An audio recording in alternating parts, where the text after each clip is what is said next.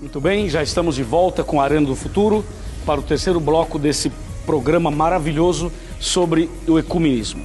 Está ficando claro para você? O assunto está chegando claro para você?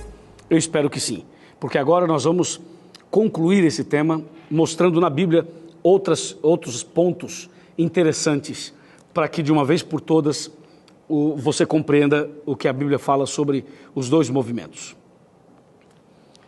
Bem, então ficou claro que em Apocalipse 16 tem o movimento de união por parte do inimigo.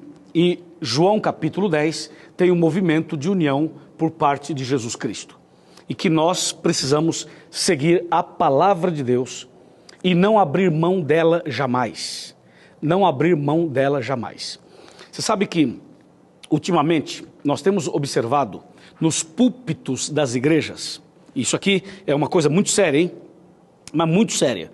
Nós temos observado nos púlpitos das igrejas que as pessoas já não estão mais usando a Bíblia com tanta profundidade como antes. Você já notou isso? Hoje em dia, nós estamos percebendo que as reuniões em várias igrejas, elas estão se transformando em shows, em programas de auditório. E as pessoas estão deixando de lado a Bíblia. Então, vai lá alguém, gastam 40 minutos cantando, depois mais 30 minutos orando, tá bom? Oração é muito importante, mas quando abre a Bíblia, a pessoa lê um versículo, fica uma coisa muito superficial, entendeu? E fica mais aquela empolgação, mas não tem raiz, não tem raiz. As igrejas estão deixando a Bíblia de lado, e esse é um fator ecumênico do mal, porque quanto mais ignorante as pessoas forem, melhor para o inimigo. Quanto menos conhecimento bíblico as pessoas tiverem, melhor para o inimigo. Entendeu? Quanto maior a ignorância, melhor para o mal.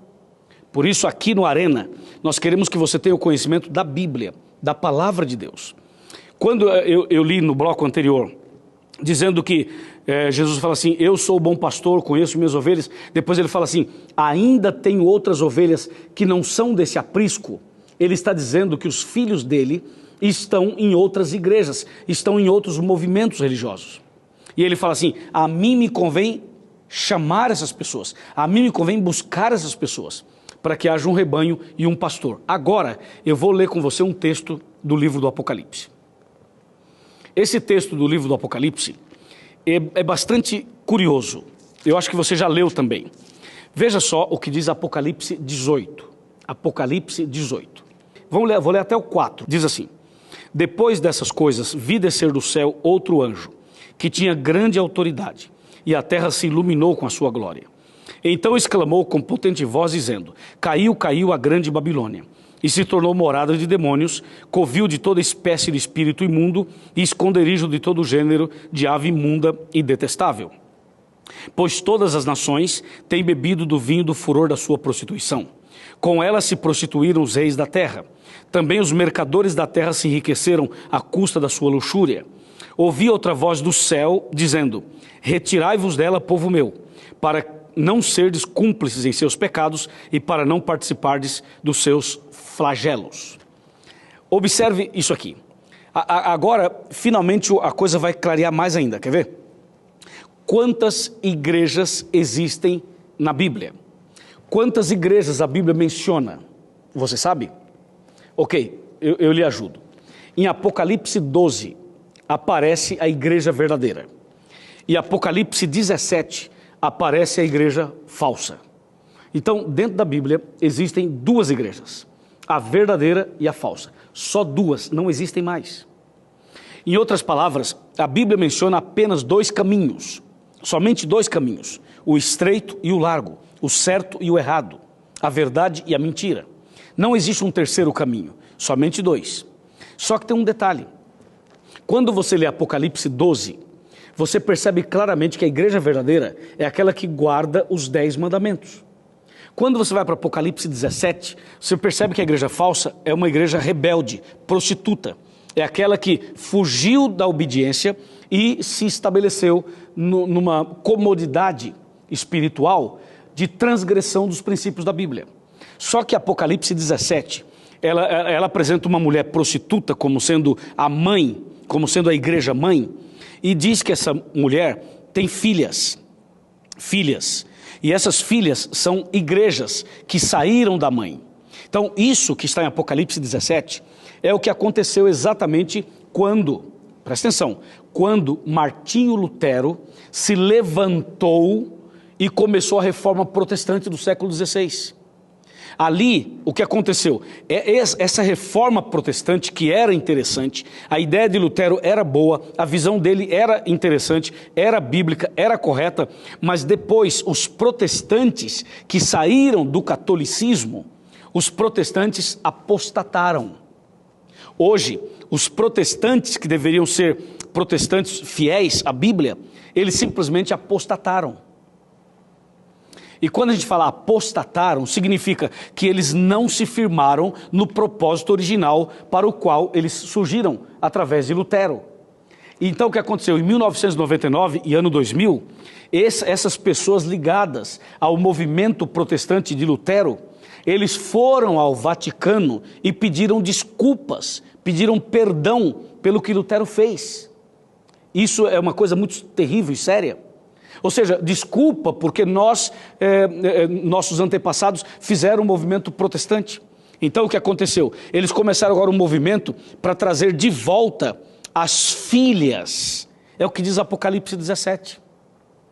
Esse é o ecumenismo do mal. Por quê? Porque a mãe, Apocalipse 17, quando fala da mãe, apresenta a mãe como uma prostituta, aquela que prostituiu os princípios da Bíblia. Aquele movimento religioso que prostituiu os princípios da palavra de Deus. Então é chamada de prostituta, só que as filhas que aparecem em Apocalipse 17, elas são igualmente prostitutas. Por quê? Porque elas seguem exatamente a ideia da mãe. As filhas também rejeitam os 10 mandamentos. Ou seja, as igrejas que seriam protestantes, elas também rejeitam os 10 mandamentos, assim como a mãe. Então, o que acontece hoje com o movimento ecumênico do mal é o seguinte: essas igrejas que são contrárias aos 10 mandamentos, elas estão unidas. Estão unidas em doutrinas, estão unidas em propósito, estão unidas nos seus ideais, entende? Está acontecendo uma aliança. É essa aliança que existiu no primeiro século, essa aliança que existiu quando a Bíblia conta a história do cristianismo, e chega aquele momento de Constantino, o Grande, e o bispo Eusébio, quando igreja e política dão as mãos. Pois é, isso que aconteceu no passado e gerou uma perseguição, gerou um problema, isso está acontecendo hoje outra vez. Hoje, esses movimentos que são contrários aos 10 mandamentos estão trabalhando, estão unidos outra vez. Esse é o movimento ecumênico do mal, por isso você tem que tomar cuidado, entendeu? E o texto bíblico de Apocalipse 18 fala que essa grande Babilônia mística, Babilônia espiritual, ela vai cair. Por que ela vai cair? Porque os filhos de Deus, as pessoas sinceras que estão nesses movimentos, essas pessoas vão sair de lá. Porque a Bíblia diz, Apocalipse 18, verso 4, diz assim: ouvi outra voz do céu que dizia, retirai-vos dela, povo meu, sai dela, povo meu. Então Deus tem um povo que está nesses movimentos também. Deus tem seus filhos lá. E quando ele fala assim, sai dela, povo meu, Deus está dizendo que ele está buscando seus filhos sinceros que estão nesses movimentos prostituídos. E à medida que os filhos de Deus vão saindo dos movimentos errados, então Deus vai cumprindo o seu plano de João 10, quando ele fala haverá um rebanho e um pastor, e ao mesmo tempo a grande Babilônia vai cair. E finalmente, no final da história, ficará claro, estará muito claro, os dois grupos. O grupo fiel e o grupo infiel. Aqueles que guardam os mandamentos de Deus e aqueles que rejeitam os mandamentos de Deus. Aqueles que seguem a Bíblia como ela é e aqueles que simplesmente tentam remendar, tentam encontrar argumentos para justificar a sua transgressão. Entendeu? As duas linhas de pensamento, os dois movimentos, eu acho que está claro. E aí? Aí eu pergunto, e agora? O que a gente tem que fazer? Agora, o que você tem que fazer é o seguinte, é estudar a Bíblia. Não tem outro jeito, meu amigo. Não tem outro jeito. Não fique buscando sonho. Ah, Senhor, me dá um sonho, porque eu preciso que o Senhor fale comigo em sonho. Não fique buscando, ah, pastor, qual é a revelação de hoje? Entendeu? Não é para buscar isso. Entendeu? Não é isso que você tem que buscar. O que você tem que buscar é essa revelação aqui, ó. Essa aqui. Entendeu? A sua revelação está aqui. A revelação que você precisa está aqui. O sonho que você quer está aqui. A resposta que você quer está aqui. A revelação que você necessita está aqui. Não fique buscando nos homens, porque o homem é pecador como você. Nós somos pecadores.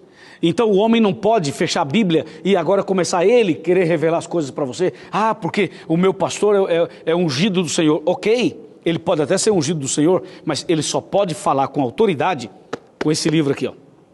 Entendeu? Se ele não usar esse livro, não adianta ser ungido do Senhor. Aliás, não é ungido do Senhor. Sem a Bíblia, não é. Entendeu? Para ser ungido do Senhor, tem que estar com a Bíblia na mão e ler a Bíblia e ensinar a Bíblia. E não ficar aí com argumentos falsos. Eu fico às vezes até um pouco chateado, você entende? Quando eu vejo esses movimentos por aí, onde as pessoas estão ensinando absurdos. Não ensinam a Bíblia, ensinam absurdos. E cada dia que passa, aparecem novos movimentos. Deus, Ele chama a sua e a minha atenção. E eu quero aqui, olha só. Presta bem atenção nisso aqui. Olha só, Mateus 22, verso 29. Respondeu-lhe Jesus, errais, por não conhecer as Escrituras nem o poder de Deus. As pessoas erram porque não conhecem as Escrituras e nem o poder de Deus. Precisamos conversar muito sobre isso, você não acha? Muito e muito. Vamos fazer o seguinte, vamos sentar. Vamos sentar aqui no sofá, vamos sentar aqui em casa. Aqui é o meu cantinho, aí é o seu cantinho, estamos juntos. Vem para cá, chega mais perto. Pode vir mais perto, vem para cá. Vem comigo aqui, chega pertinho de mim. Vamos conversar assim, olho no olho, entendeu? Porque olho no olho é a hora que você sente que a pessoa está falando a verdade com sinceridade e com autoridade da palavra de Deus. Chegou pertinho? Deixa eu te falar uma coisa. Tudo isso que apresentamos hoje no programa sobre o ecumenismo tem um propósito: abrir sua mente, ajudar você a se preparar melhor, porque o nosso único interesse aqui no Arena é a sua salvação. Nós não temos nenhum outro interesse em você. Nosso interesse é a sua salvação. Esse é o propósito principal e único desse programa. Por isso, nós abrimos aqui a Bíblia para lhe mostrar esse caminho, o caminho certo, o caminho de Deus. Lembre-se, existem dois caminhos, um verdadeiro e um falso. Existem duas igrejas, uma verdadeira e outra falsa. Existem dois ecumenismos, um de Deus e um do diabo. Nós precisamos nos manter firmes no caminho de Deus, seguindo a Bíblia Sagrada, seguindo de acordo com a Bíblia. Se você seguir de acordo com a Bíblia, você vai ouvir a voz de Deus que diz: sai dela, povo meu. Se você frequenta alguma igreja que não aceita os 10 mandamentos, sai dela, povo meu. Se você frequenta alguma igreja que não aceita o sábado, sai dela, povo meu. Se você frequenta alguma igreja onde não ensina a Bíblia, sai dela, povo meu. Entendeu? Apocalipse 18, verso 4 é para você. Ouça essa voz, ouça esse chamado e tome uma decisão. Tome uma decisão. A questão é a seguinte: às vezes as pessoas estão tão ali enraizadas naquele movimento que a pessoa tem medo do pastor. Olha aqui, não tenha medo de homem não, rapaz. Não tenha medo. Você tem que temer a Deus e não aos homens. Porque Deus tem um propósito para você. Deus tem um chamado para você. E eu termino dizendo o seguinte: quando os ímpios se uniram no passado, eles construíram a Torre de Babel. Lembra? Vou repetir.